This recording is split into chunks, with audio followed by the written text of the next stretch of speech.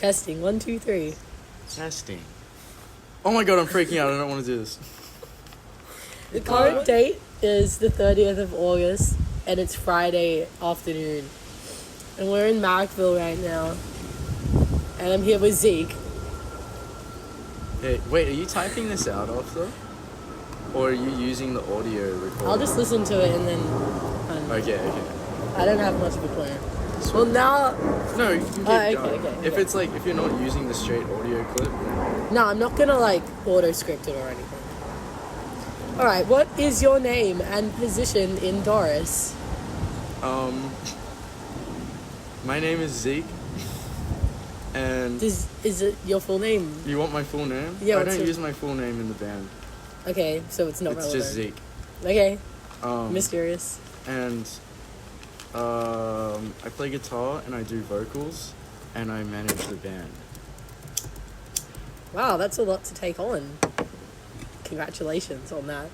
At such a young age, that is. Talk to me normally, it's fine. No, I'm like on podcast mode now. Okay. I'll change up throughout the thing when fine. I get more comfortable, but for now I'm on podcast mode. Okay. So your age is? I'm 21. 21 years old. Okay, so when did you join or start Doris? When did it begin? When did the journey start? The idea for Doris started when I was in high school, so like, and in lockdown, so I guess like 2020. Okay, well that was like the start of lockdown, wasn't it? 2020 was like the beginning. Yeah, it was like right at the start of it. Okay. And then... Oh, so you had to do like online, learning. I missed the online learning. I didn't have to do that. It was fucked, but Doris didn't really do anything until last year in 2023. Oh, so what happened in this 3-year limbo? We just played gigs and wrote songs and practiced and whatever and had different lineup changes. But last year we did our first tour and that's like what started. Okay. Where was the first tour? It was the east coast of Australia. The side of Australia. Outside. Yeah. Okay. Yeah, I mean, like, where would you perform, Perth? That's it. Sorry to all Perth listeners. Hope you don't get offended.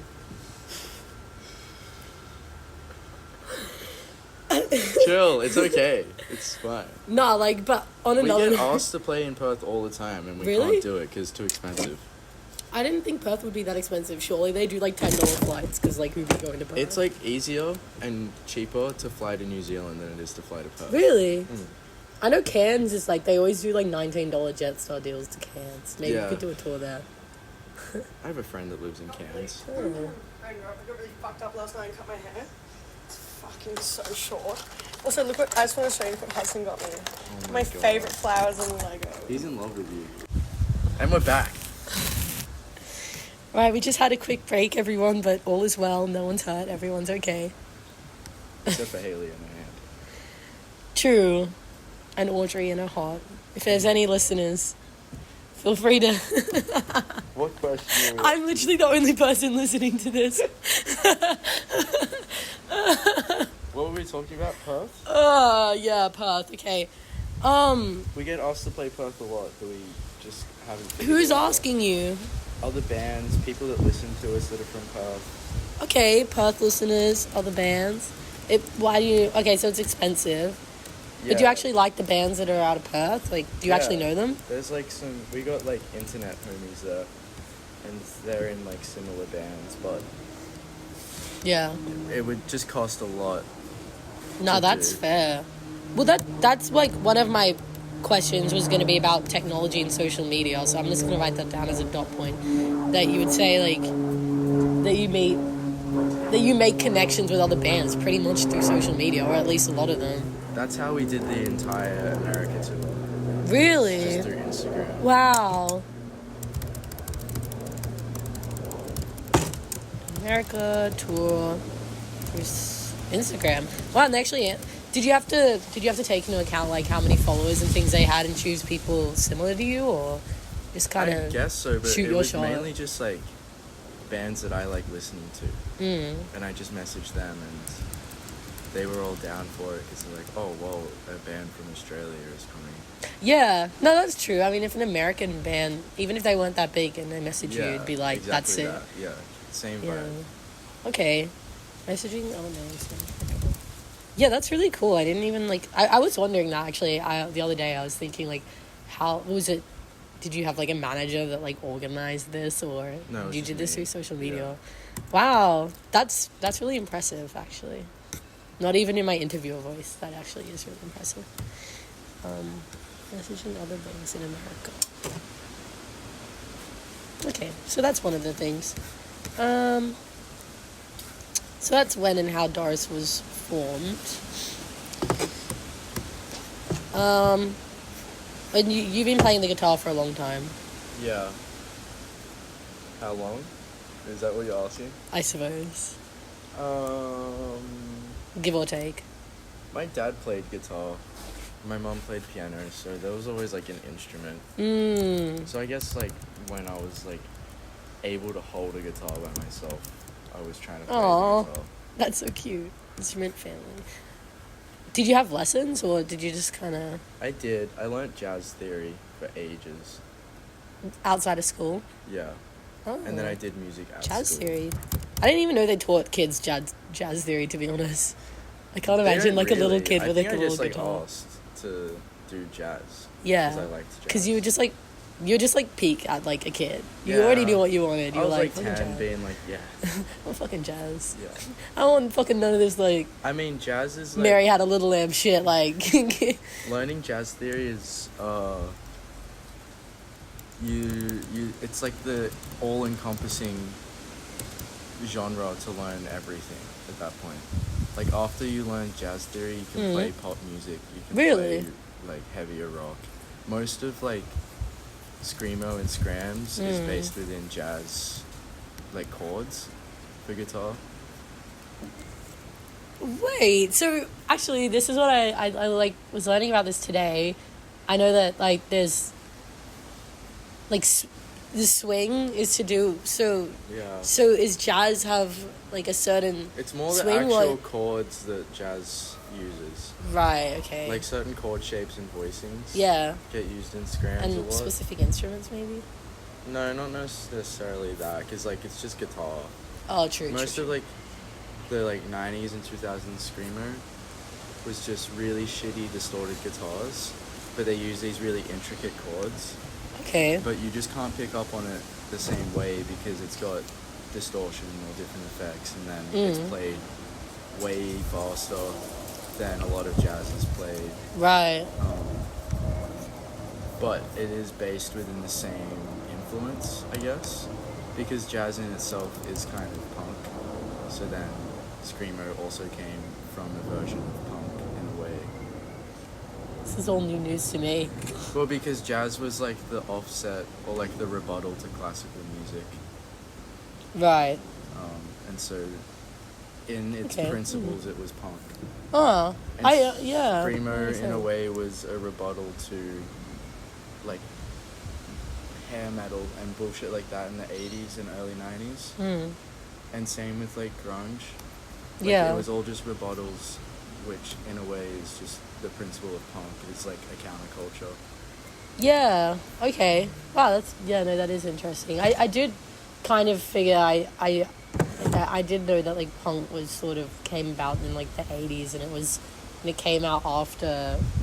Yeah, like you said, that was It probably came out in, like, the 70s, and it like was... late 70s. I think. Yeah, it was to work against bands like the Beatles, in a way. Yeah, and then there was like another bunch of people that came in and were like, "Wait, now we're gatekeeping music to others. Yeah. We shouldn't be gatekeeping." And then I think that's when everything like spread apart. Maybe Yeah. everything kind of like, and then maybe that's when like screamo and all these different like sub genres came out because they didn't want to be producing the same thing that everyone else was producing. Screamo came from, like, hardcore, and hardcore was against... I mean, hardcore was just an offset of punk, and so in itself was against pop music at the time. Yeah. Yeah, What would you do if you were living in the 80s? in the 80s, I'd probably do, like, Do you think you could? Do you Like, think that you could be music-wise? doing something? Do you think that the music that you're making now? Do you think that if you were in the 80s, maybe it would be different? Oh, I don't think screamo even existed in the 80s yet. Like, for part of the early 80s. I'd probably, like... I'd want to say I would do, like... alt rock the way that Pixies and Nirvana did. And, like, Sonic Youth. But, Yeah. But that was, at the time, so ahead of its time. Because all of that gets referred to as 90s rock. But most of it was made in the 80s. And that was just because it took people 5 to 6 years to, like, actually catch up. Yeah, because they were, like, hating on it for a while, I think. No one really liked Sonic Youth at the start. Yeah. Because Sonic Youth were given the term of no wave. Yes, I have heard about no wave, yeah. To make fun of the new wave scene, Yeah. which was, like, New Order. That and Joy New Order, Division yeah. and shit, so, Yeah. Well, Joy Division... Like, New Order came after Joy Division, right? Yeah. Yeah. It was the same band, I'm pretty sure. Or, Yeah, like, just with some without- different just differences. without Ian. Yeah. Because he died. Yeah. Thanks. But, yeah, the 80s in New York with, like, the orchestral noise music and what that led to with Sonic Youth. And Yeah. And that's when, like, synths and yeah. a lot of new technology was emerging at that time, Yeah, actually. it was. So that changed. And, like, Velvet Underground and shit. Yeah. Yeah, That Velvet would Underground. be cool to have seen, but also there's, like, a strong chance I wouldn't have. Yeah. Because you would have to have been so, like, tapped in and Yeah. already part of it. You to, wouldn't like, have be known. there. Yeah, exactly. Yeah. This is like this has, like, not even to do with the interview, but, like, if you were in the 80s and you could either be a part of the British music scene or American, you would choose American? I would always choose the American music scene. Really? Yeah, because, like, my favorite bands have always been American. Okay. Except for, like, maybe My Bloody Valentine. But I Yeah. don't think they were my favorite band at any point. I just really Yeah. liked them. I do, yeah. MVD But, is like, good. Smashing Pumpkins, Pixies, Nirvana, Sonic Youth. True. All of those, like, super formative bands early in my life were all American. And then... Okay. Even the emo music, when I got into that when I was, like, younger, it was, like, My Chemical Romance and Panic at the Disco and all that shit in there. All Panic American. at the Disco. Yeah. Oh, weren't you dead? Yeah. Shut up. Oh, true. Okay. And so, if you say, like, do you think that American music influences any of the music you make now? Of course, yeah. I mean, that's why we went and toured America. Yeah. Because, like... Because you get to make the rules. Well, all of them, like... all the shit we listen to from there is... Yeah. everything we ever wanted to do. Okay. Yeah. And That's cool. it's weird because here we don't really have the same level of bands. Like, there's not as many. Yeah, definitely not. And there's definitely not as many older bands for us to look back on and be influenced by. We have, like, In Excess. Yeah, in terms of big bands, sure. There's, like, a small subset of screamo bands from here in, like, the late 2000s that we all care about a lot. But Yeah.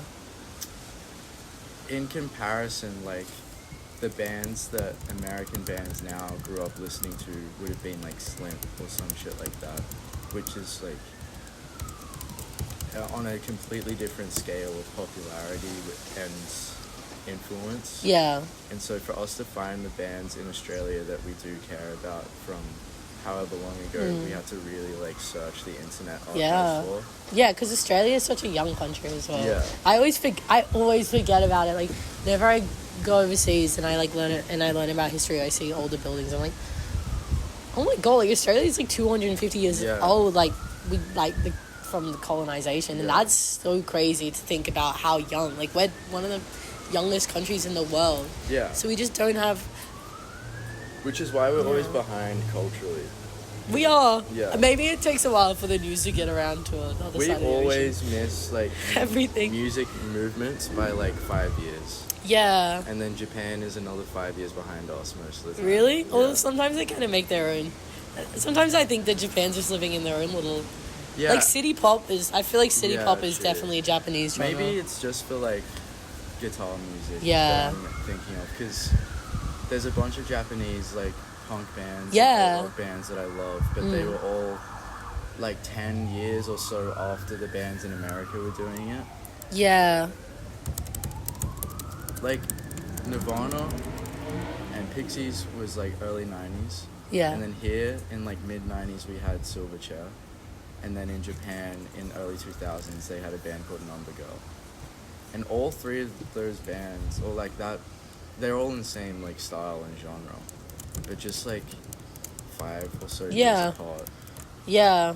No, that's interesting. I think Japan always has like a little bit of a different twist. Maybe has a bit of a different twist on it. I find it's like it's quite fast. Like, and it, like there's a lot of dancing involved as well. It's a bit of a different experience, I think. Definitely. But it's nice. I think that it's getting like very popular now in Japan. Is like emo, screamo type. Yeah. I saw so many events when I was there, like advertised, like that's sort of similar design style to like Doris. Yeah. Which is cool. So it's like really, I think it's really coming to light now. Yeah. And I think maybe social media has something to do with that as well somehow. Definitely. And I, at first, I didn't know where the name Doris comes from, so that's going to be my next question. But I always do Doris, like the Earl Sweatshirt album. I mean, yeah, that was like in our minds, but when we made it... It's obviously very different music. We were like a punk band to start, and we just thought it'd be funny to have an old lady name. Is it after just a name, like it's just a name, Doris. Like, but yeah, obviously. Okay, that's good. I didn't even know Doris was a name of a person. I've never really? heard someone called Doris before. No, it's a super like Gertrude. Name. Yeah, it's like that. Yeah. But I mean, I love Earl Sweatshirt. Yeah. I obviously knew about that record. Yeah. When we made it. That's my favorite Earl Sweatshirt album. Mine's probably I Don't Like Shit. I don't go outside. Yeah, I Don't Like Shit on CD. It's definitely it's very different. Yeah. On it. I'm like an actual Earl Sweatshirt fan, which is crazy. I love Earl Sweatshirt. He's one of my favorite rappers of all time. Like I love Earl Sweatshirt. I love all of his shit with The Alchemist. Like that new album, Voyadaya. Did anyone find that hidden album? Wasn't it? Yeah, apparently was it Voyadaya? It was on the internet for like a year under an alias name, which is fucking crazy. Wait, did someone find it or they just ended up they ended up just releasing it. I don't think anyone found it, to be honest. But I don't know how, because like if I heard that on YouTube, I would know straight away. Yeah. I'd know straight away who is like exactly who is in these songs. But you'd have to find the alias and all that shit. Yeah. And I think it got like 10 views. I think it just didn't. It just didn't. Which actually goes to show like how much industry connections and social media and having a following matters. Like sometimes it's like that is so important. Yeah. And that album is sick, and they toured with that album. Did you see Earl Sweatshirt? No, I didn't. He performed last October at Metro. Yeah, he played in Wollongong as well. Oh, really? Yeah, he did Yours in Ours Festival. Okay. I feel like they don't normally... Oh, I guess it was a festival, it makes more sense. Yeah. Yeah, Earl was sick. Like, one of my favorite concerts ever. Okay. I loved it so much. And I have a CD. Sick. And it's got The Alchemist and Earl Sweatshirt's signature on it. Oh, yeah. Yeah, I paid a lot of money for that. Okay, anyway, getting sidetracked. Sorry. That's alright. Okay, so you started as that the name is it's just an old lady name. Yeah. That's kind of funny. I don't think we've ever answered that question, though. Really? We always give fake answers. What kind of answers have you given? Like, it was our music teacher's name, or like someone's mom is named that. Okay. All that bullshit. Yeah. You don't want to get in like cahoots with the old ladies. We just like... You don't want to have beef with the old ladies. We just like got asked it so many times, and I think the first time we got asked we were drunk, so we didn't answer it properly. And then from then on it was like, who can make up a ridiculous statement? We just kept going. But then we stopped getting asked it, which was good. Oh. Well, my TAFE teacher might hear about it. So. It's fine. No one's even going to hear it. I don't think. I'll keep it a secret. So if you started in 2020 and you're just practicing, were you recording anything? Just like demos, like every now and then, but because none of us had been in a band before, we didn't really know what the setup looked like. And so a lot of it was just like jamming or like writing songs and forgetting how to play them. Yeah. Like there's so much shit that went on in the archive because we just didn't know what that was at the time. And then late 2022, I got asked to join a different band and do an album.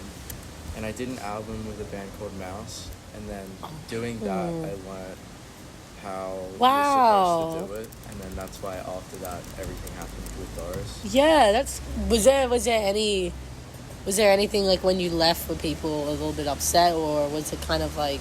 No, everyone loved Mouse. Like, Mouse was a band that we already were fans So of. everyone in the band was like, yeah, go for it? Yeah, I just, like, left for, like, 6 weeks. Oh, I guess it's not too long. No, I went to Yeah. Brisbane or, Oh, like, wow. Sunshine Coast and then Sunshine Coast is nice. recorded for about a month, and we demoed the album before that and everything, and I just saw how you're supposed to do it all. And since then, it's been way More smoother. seamless, It's like yeah. more professional now. Of, Yeah. Like, every time we go into rehearse or into a studio, it's like everything's recorded all the time. Wow. Wow, that's good. I guess that's like, I feel like to me that's like the sort of thing where it's like everything happens for a reason. Because it would have been a bit weird being like, bye, but then Yeah. you like No, everyone benefit I didn't out like of it. leave Doris for Yeah, Like, it we was just didn't like play shows. on the side of it. Yeah. Yeah. Wow. And they just picked you up off of social media? We recorded Write that down. the Caleb, who like is the main person in Mouse. We got them to produce our first EP, and from that, they asked me to join Mouse. Oh, okay. And run Kitty Records with them. So that's how that all happened. Okay, let's write this down because I had a question. I said, Doris is signed on to Kitty labels, yes, question mark? Can I get a little backstory behind this and how it came to fruition? I sent a demo to Caleb at like the start of 2022, and he didn't like it that much. And then And that's from what was the band called again? Mouse. Sorry? Mouse. And then later that year, I sent more demos to Caleb, and they started like picking up on what we were trying to do. Okay. But like we were recording really poorly, like it wasn't coming across correctly in the recordings. 'Cause they were Okay, just so the demos. problem wasn't really like your music, it was more the way that you were producing it. It was both, for sure. Like the Okay. songs weren't that good. Like Yeah. they were pretty bad. But that's fine because we were like a new band. Yeah. And then we went to Queensland to record with Caleb, and they helped like make the songs more listenable. Yeah. But like we still, by the end of it, hated the songs. But it taught us so much about recording. Yeah, well that's really important, obviously. And then after that, Caleb messaged me to come back to Queensland to do the Mouse record, and then also asked me to run Kitty with them. Okay, so Kitty is Mouse started Kitty labels? Yeah. Kitty Records was started by Oh, Caleb. it's Kitty Records. Yeah. Okay. Um, Sorry, I'm professional that's with right. me. Kitty Records was started by Caleb and Riley, Okay. who were in Mouse. Yeah. And then I joined and ran it with them for a bit, and then they both stepped back because Caleb had a kid and Riley moved to Brisbane. Okay. So they're working way Not more. Riley Pavey. No, not Riley Page. I would have been fangirling if it was Riley Pavey. And then after that, it's been just me. But every band that's on the label works for the label as well.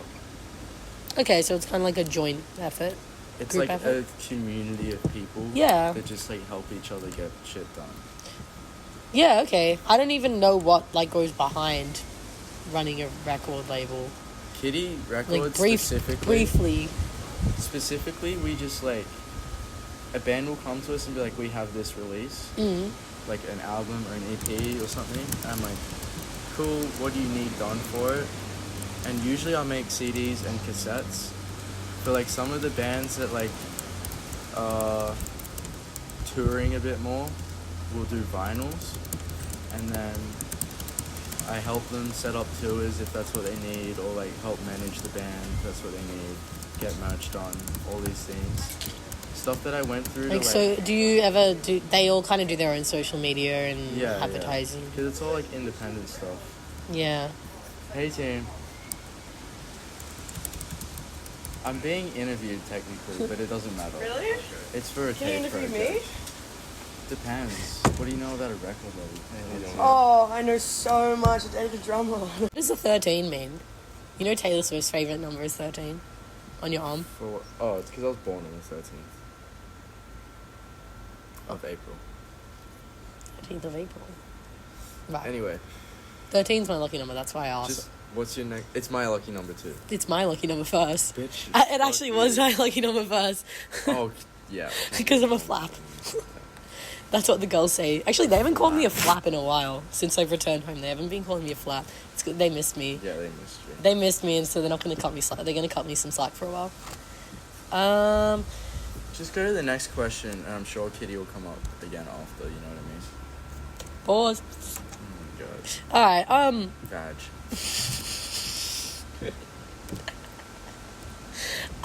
Okay. Well, we briefly touched on this, but I've got Pause.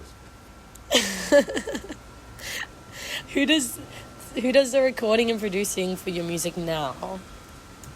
You all work Me. together, or yeah, you do it? It's like Doris is considered a solo project where I get full control. I Okay. guess. Yeah. You're like the record. You're like the I'm the creative lead creative for sure, and then director. everyone still has input and say, Yeah, for sure. but it runs through me. I record it. We had Caleb mix the album that we just did. Oh, really? Okay. Just because I didn't want to mix it, because I thought if I mixed it, I would be too close to it, and I would take forever to do it because I'd be super, Yeah, like, whereas there won't be analytical. any kind of bias. Probably isn't the right word, but It is that though. yeah, you're For gonna sure. have like a certain Because thing I'll in be your listening to my mind. shit mainly, like my Yeah. guitar, my vocals. All Yeah, that. whereas Caleb will like be able to look at the whole More objective. the whole project Yeah. as a But whole. I was still producing it, so Yeah. I still had input on all of the mixes. And the Yeah, mastering. okay. Yeah, cool. Is there any features in any of your songs in the album? Yeah, our friend Maeve sang on 2 songs. Oh, that's nice. But you haven't done any like recordings with other. You haven't done any really proper recordings with anyone. No, Maeve just like sang on songs that I had Yeah. written still. So And when I saw you guys live, Bronte was singing. Well, yeah, kind of Bronte- like just Bronte like does singing. vocals. Yeah. It's me and Bronte are the vocalists. Yeah. There was just 2 songs specifically that Maeve sang on. Yeah. Okay. Nice. And you do all the distribution yourself. Yeah. What do you use?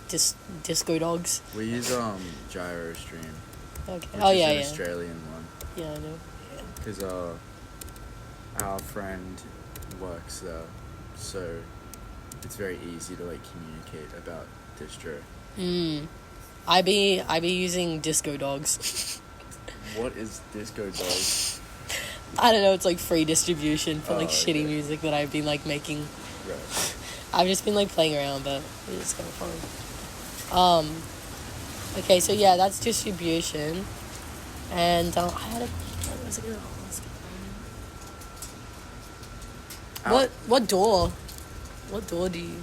I use Logic because it came with my computer. How did it come? It didn't come with your computer. I got You got a special one? my Mac for uni. And did they let you get the software apps with it, No, I just like my. like Final Cut Pro? It was like part of my Christmas present to get this MacBook. So like a bunch of different family members chipped in to get Oh, me that's so a nice. MacBook because they were like proud that I was going to uni. Oh, And in that, I don't know. I guess they just chose the option for it where I think there is like a little bundle that you can. yeah, add to it like yeah. came with Logic, and so I use that because Logic's good for MacBook users. MacBook and live recordings. Yeah. Like yeah. I'm not programming anything, and all of our recordings are live tracked, so all of us in the same room at the same time. So I use like a Tascam 8x16 audio interface, and that runs into Logic. Mm. Then the audio interface doesn't have like any crazy compressors attached or anything like that. Yeah. It just has its own internal preamp.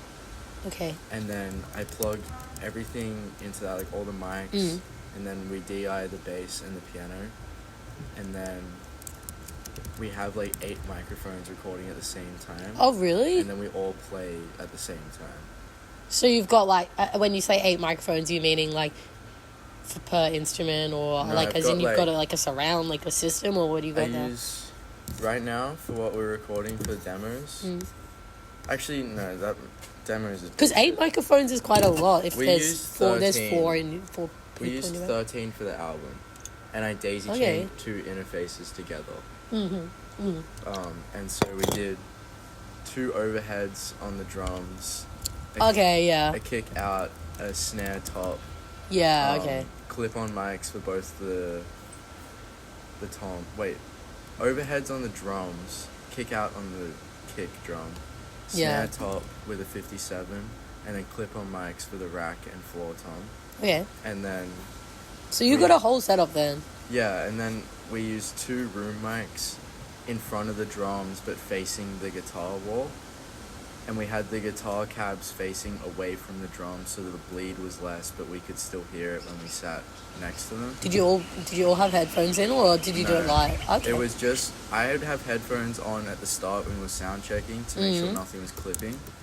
And then the way it is in a room is how it was recorded. So like when we were quiet in the room, like if there was a part that was just guitar, it meant no one else could make noise. Oh, so you were like literally just you I were was like pressing record. And you we were just playing pressing record and ourselves. playing. That's quite. Well, I don't really know much about how bands are recorded, but I mean, People don't do that often. Yeah, that's pretty rare. That's a very Like- DIY and very directly emo thing to do. But that makes it kind of unique and like homely. It's like It is, because then when you go to mix it, there's a bunch of bleed between the microphones. So like my guitar mic would pick up Colin's guitar as well, yeah. which is good because when you single track, you're supposed to duplicate the guitars anyway to come through both sides. Yeah. But our setup is that my guitar's on the left and Colin's is on the right. If we were single tracking, we would record those things, duplicate them, and switch them around to be quieter on the opposite side anyway. But the fact that in the room there was bleed, which meant that it naturally already did that, so we didn't have to re-record guitars afterwards. Okay. Oh, that's so. I guess that kind of is like tech. That's like a little bit of technology. Yeah. Hello? Is there anything unique? Do you think there's any unique technology that maybe you guys use that you would say would be different to other bands? Unique in the sense that we found just the cheapest shit Marketplace had. Okay.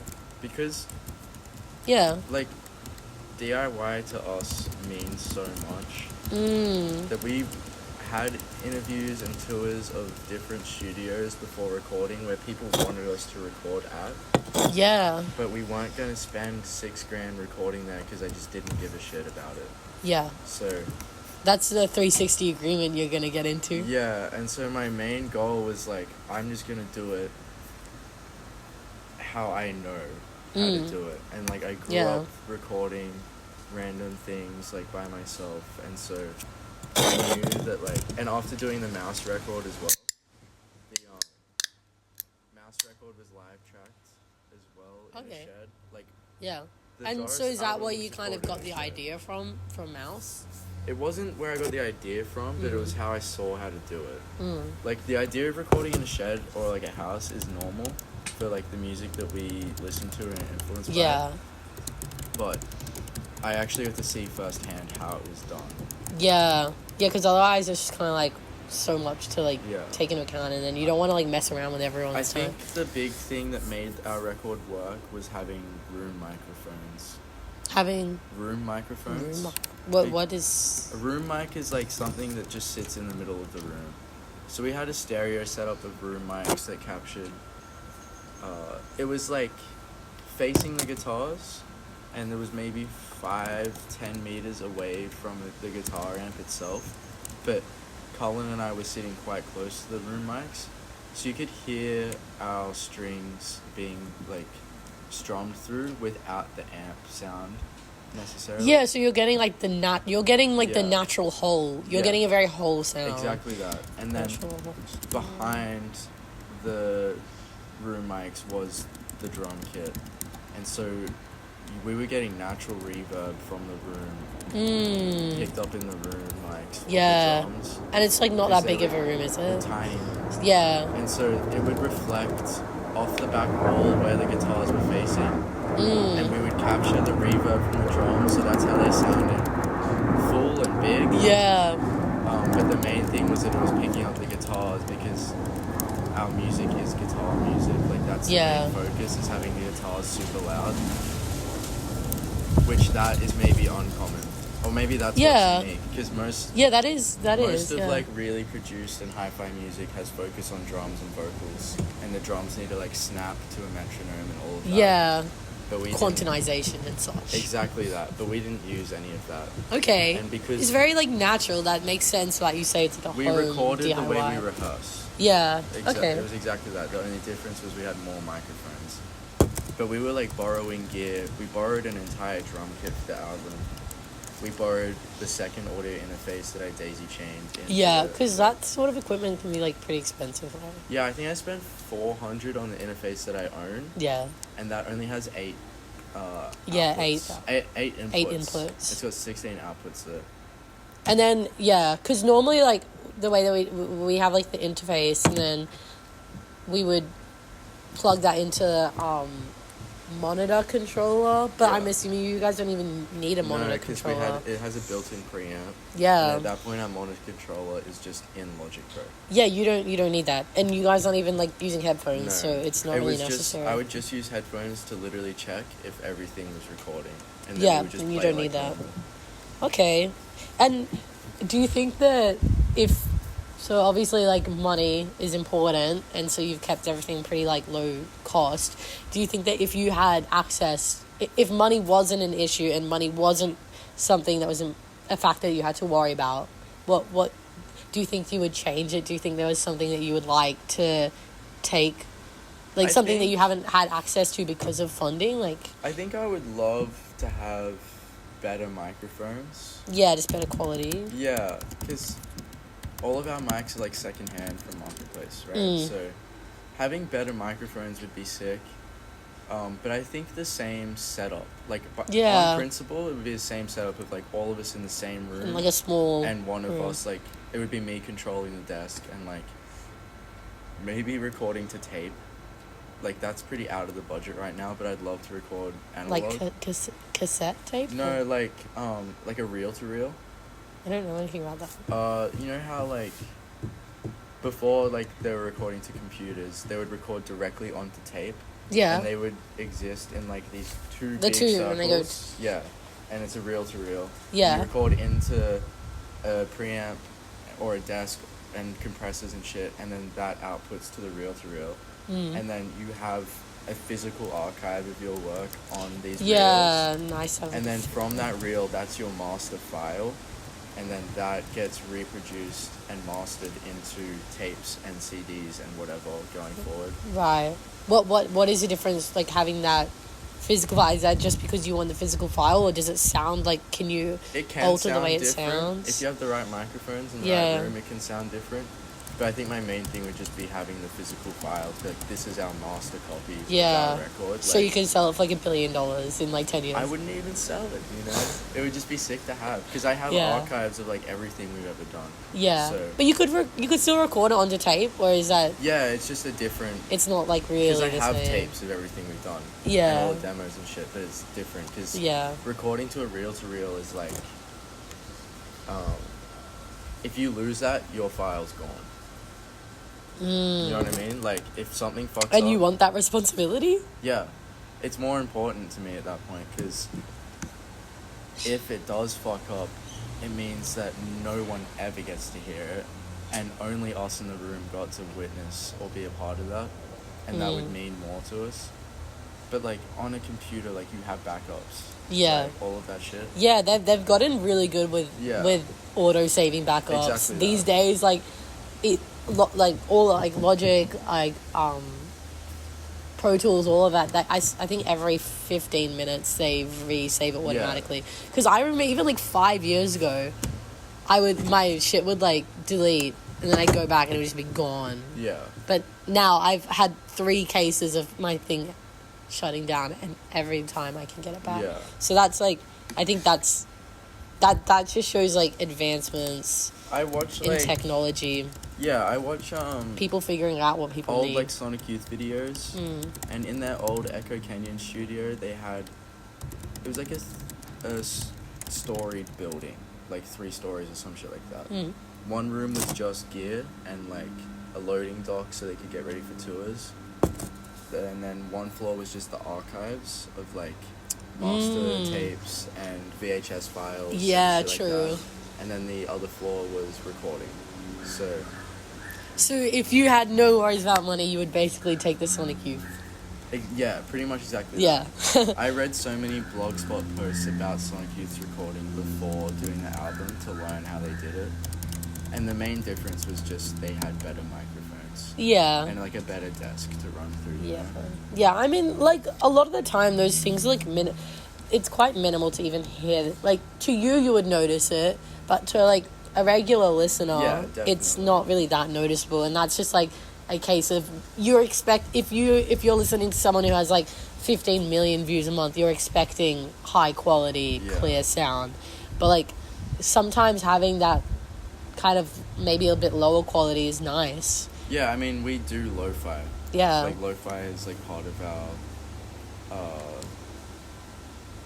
look. Vibe. Vibe. I can't think of a word that explains vibe without saying aesthetic. vibe, because I don't want to say vibe, but it's like, what other word? Our aesthetic has always been lo-fi. Is aesthetic better than vibe, though? No. But, like, that look of the band has always been lo-fi. Like, shitty cameras. Yeah. Low-key, like, I feel like low effort production is so trendy right now for some reason. It's still high effort for sure. Yeah, but like the look of low effort the look is really is low effort, but to actually capture things like tour footage and rehearsal tapes and demos is high effort. Yeah. Like all of it all the time is high effort. No matter how much a band makes it look like they didn't even try, like they are trying as hard as they can. Yeah, no, for sure. I think to me, I can tell because the fact that you kept going back to Mouse and like kept sending your stuff in, even though they were like, this isn't really what we're looking for, and to keep going anyway, that is high effort. Like that, and also that takes a lot of a person to, you know, like when you get shut down, it can be really hard to like bring yourself back up. It was, yeah, but then eventually it worked and it was fine, and that's what ended up being good. Like for us, like it took maybe you amount of needed time, that. to like be like, oh, we need to re-look at these songs, like change these things up maybe, and we just kept working towards it. And now when I send a demo to Caleb, like immediately they're like, all right, this is perfect. Like You send that so that Caleb can mix it? That's why. No, it's more just like sharing music. Like when we demo now, because I don't believe in any level of exclusivity. Like I can join. It's like you can just like send your music to whoever. Yeah. Like, if like people put it on their story, even if it's not like high production quality. Exactly. It's just So, like it's just nice to see. I just send our demos to all of our friends all the time. Because they want to hear it. As much as we enjoyed making it, they want to hear like what we did that day, you know? Yeah, for sure. I mean, I would love to. I know with like Gus, I don't know if you know Sam Batar. Yeah. But Sam and Gus have like, they're like it's actually crazy how similar they are. But they both make music, and I know that neither of them like. Gus and I share demos all the time. Yeah, no, I see that's nice. Gus's Yeah, mixes. like I like it when Gus and Sam, they always post like the little like MP3. And Gus always has mix notes for me on our stuff. Even Really? though he's making very different music. Yeah, it is. Hearing It is his super different. Yeah. input on it though is good because he has like the pop production background of like this is how you make it brighter or more listenable in these sections. Yeah. Because a lot of our shit can be pretty harsh. Yeah. Yeah. No, that is true. Yeah, Gus's music is super different. Yeah. But I mean, for me, like I don't listen to emo music like ever really. Yeah. But I will say that every time I've gone to see a performance. It's just nice.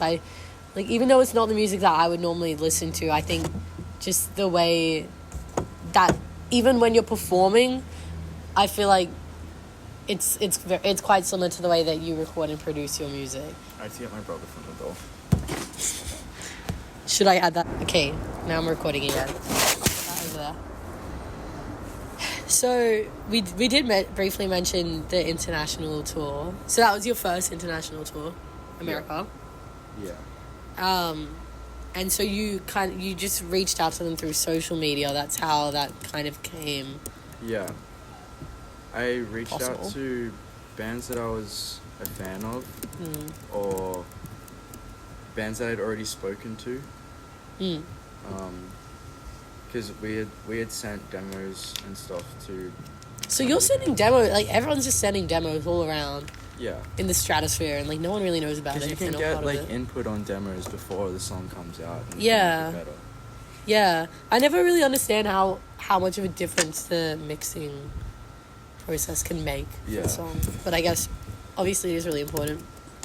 But yeah, it was all just social media pretty much. And that's how we learn about a bunch of different bands that are like really small in America. Do you think TikTok has any influence? I don't have TikTok, so I'm gonna say no. Hey, if you say that you have TikTok, then this can give me like a whole paragraph of something to write about. Okay, yes.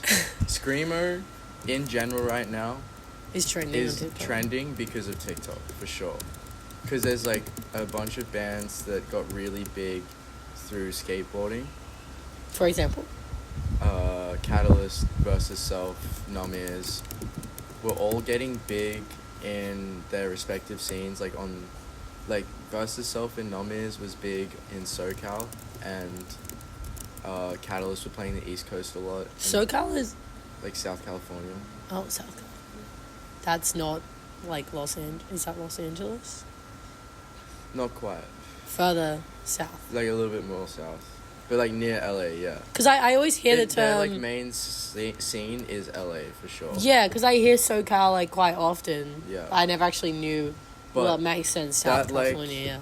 That scene was because they're all adjacent to skateboarders, or they are skateboarders. Yeah, They skate is really big there. In videos, and then from those videos, people would then reuse those songs in TikTok edits, and a lot of kids got put onto screamo because of that TikTok. makes sense. Yeah. Okay, so that's really cool then, because that means like I guess skate culture and like emo screamo music. I guess there is like that. That's always been a thing. That's always been a thing, but yeah, that makes sense. And like skate culture is like is gotten like really big on TikTok for some reason. Yeah.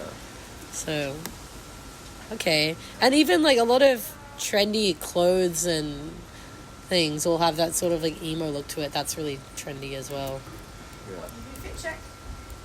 Does anyone have a cigarette I could smoke? I have some of this. I was gonna but say you a can't menthol. finish I it. don't like it. Oh, I don't like menthols. How did you know that? I don't know, but I'm now knowing. Because you're a real cigarette smoker. Now I'm I don't smoke. I'm a smoker.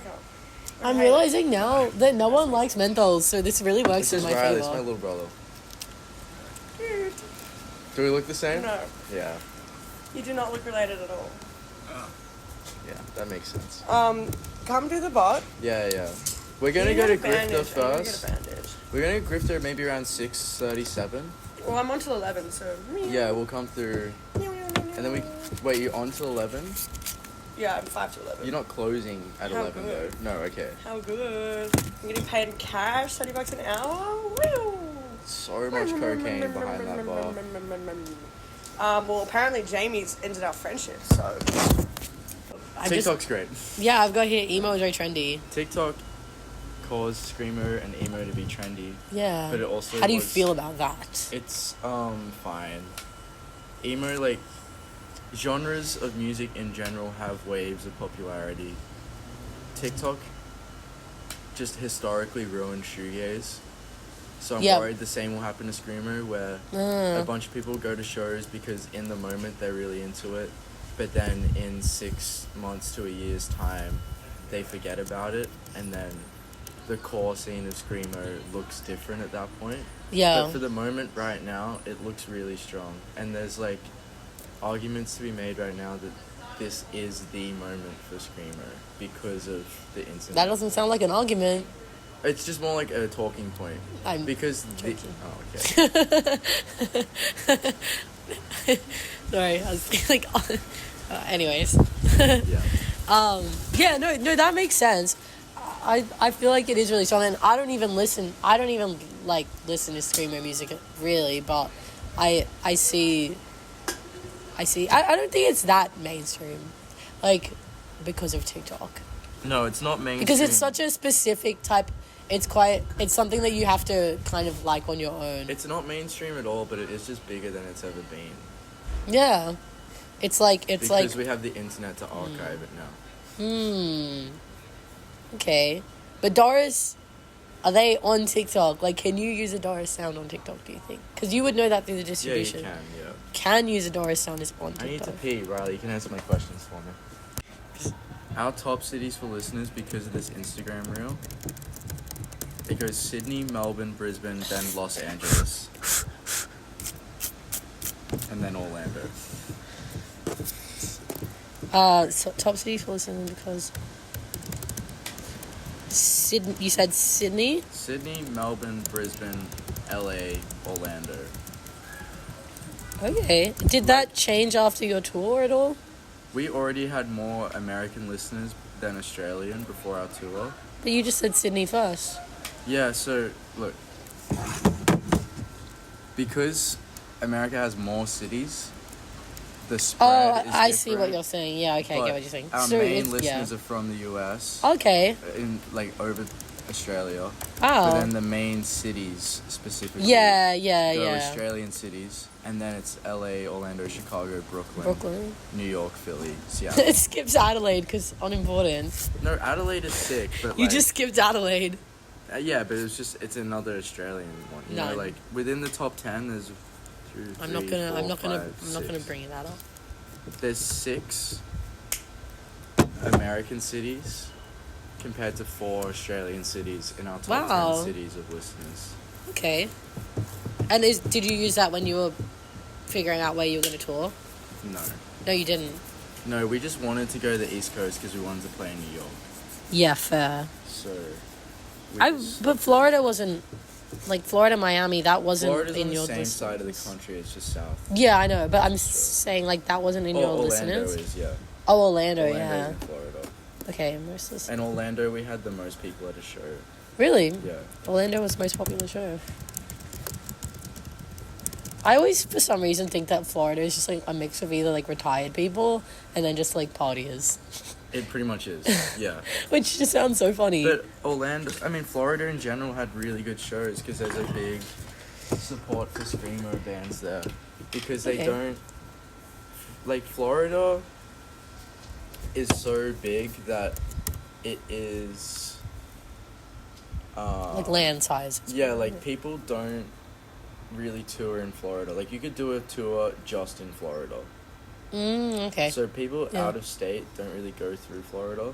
So when they saw that a band from out of the country was coming through Florida, it like, whoa, was a bit more intense for them. And so more people came through. Wow, I wonder if my grandma went. She lives Your in grandma? Florida. No, you know what? She's so. No, she did. I went on a date with her. It was great. So the name went from Doris to Barbara, didn't it? Yeah. It's happened so many times. She was lovely. Yeah, no, I know she's lovely. She's so awesome. In the winter she lives in Florida, and then in the summer she lives in New York. Wait. Damn. Yeah, because it gets too cold in New York, and she's just like a frail little lady. Nah, she's not frail. She's like a beast. She's a unit, but like Calling your grandma a beast. like in a good way, but.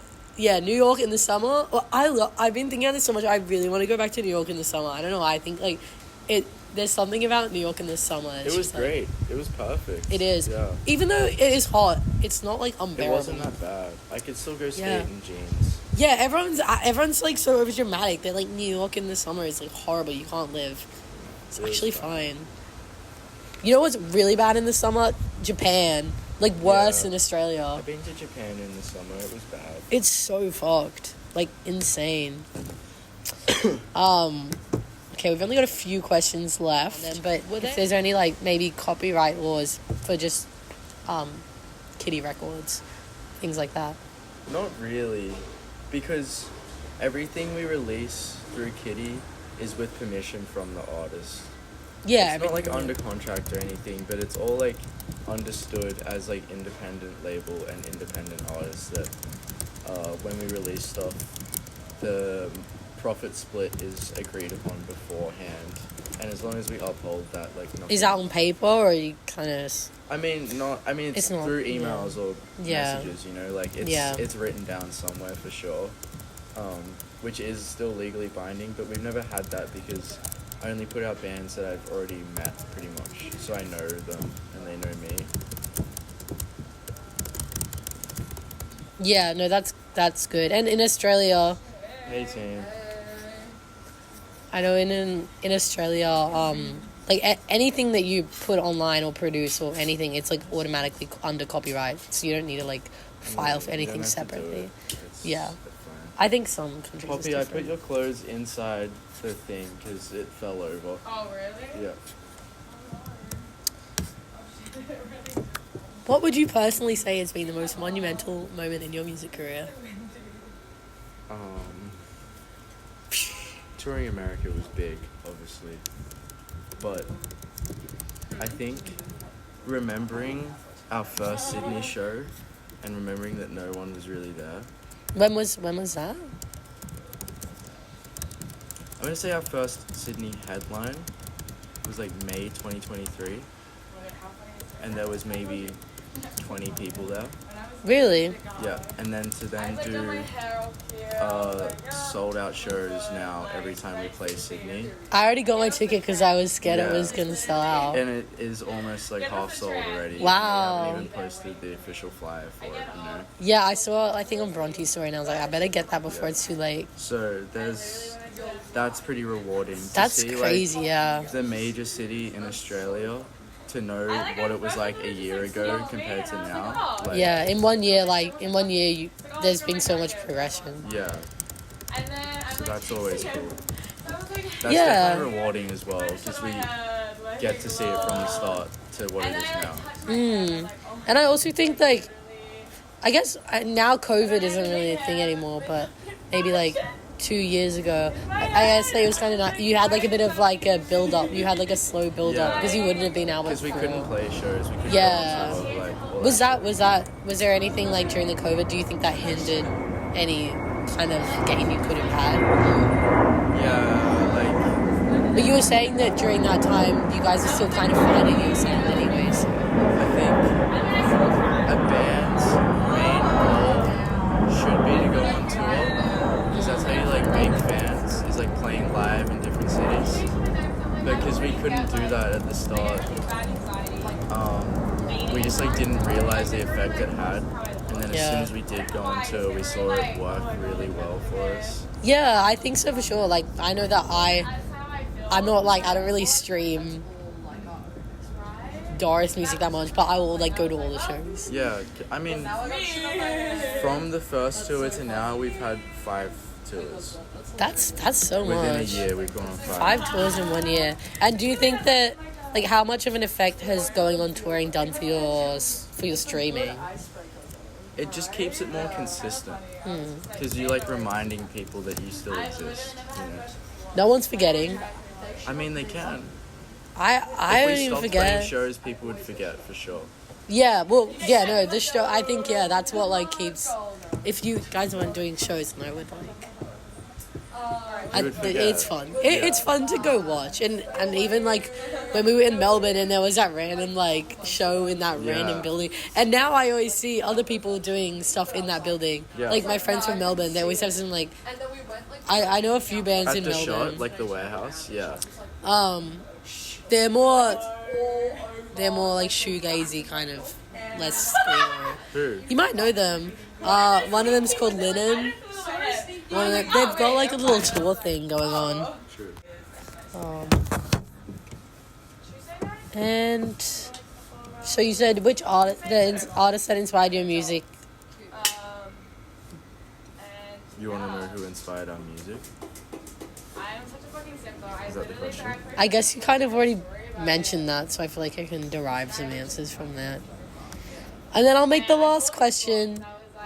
Where would you like to see yourself in the future in terms of your music career? And it must have been that co-sex or something.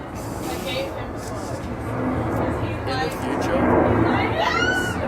future? There's so many things happening right now. Like, I'm trying to actually think of the answer though. I don't really know. don't you get asked that question often? Yeah, but I never answer it. You just say next. I just say I don't know. Oh. But I'm trying to figure out the answer. Yeah, I mean, you don't have to be like, you don't have to be that have a- specific. Maybe there's some like things that you To would hold a like. legacy of like, I made a joke. I was this like, band helps show other bands that you can do it yourself. That would be nice. Just to like hold that legacy in the future. And not even just bands. I mean, like, it can be musicians. Like, Artists, don't- labels, yeah, artists. managers, like, event managers, all that shit. Like, to have the legacy that like we did it ourselves without anyone influencing directly. Like, no managers were coming in and taking our money and shit like that. yeah. You wouldn't. Do you think if you were offered to sign a label like right now, probably not really anything you're that interested in? No, it For now. depends on the label. Yeah.